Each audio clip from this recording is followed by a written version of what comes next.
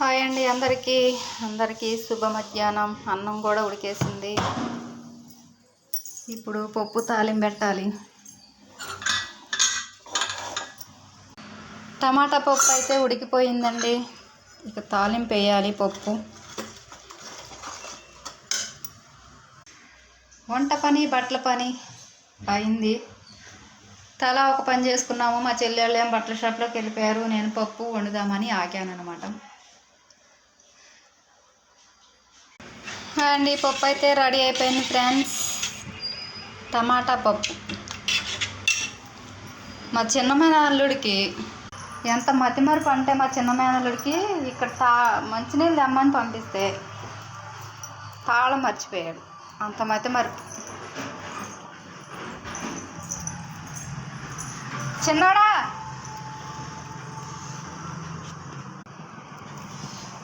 అసలు అయినా ఇంత మధ్య మరిపోయింట అబ్బాయి నీకు. పట్టుకో.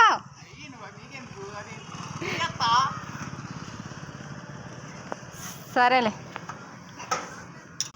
మా వాడికి వారసత్వ ప్రకారం మేనత్త పోలికలు వస్తాయి అంటారు, కానీ మేనత్త మతిమరుపు వచ్చింది మా చిన్న మేళడికి. Hi friends. ఒకప్పుడు మా చెల్లి వాళ్ళు, ఇప్పుడు ఎండాకాలం కదా, కొంచెం సమ్మర్లో అందరితోటి పిల్లలతోటి కలకల్లా ఆడుతూ ఉండేది కొంతమంది. కాకపోతే వాళ్ళ పేర్లు చెప్పకూడదులే, కానీ ఎప్పుడు అందరూ మన వాళ్ళు అని అనుకోకూడదు ఫ్రెండ్స్. నాకు తెలిసిన, మా చెల్లికి నాకు తెలిసింది ఏంటంటే, ఎక్కువ అందరూ మనవాళ్ళు అని ఎక్కువగా ప్రేమలు పెంచుకోకూడదు, ఎక్కువగా వాటేసుకోకూడదు. అవతల వాళ్ళు ఎలా ఉన్నారో మనం కూడా అలానే ఉండాలి.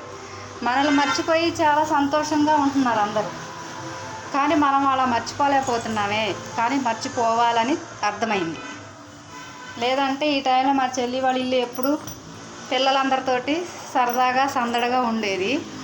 కానీ కొంతమంది మర్చిపోయి చాలా హ్యాపీగా ఉంటున్నారు. అంతే కదా బేబీ? అంతే. నా శారీ లేదు.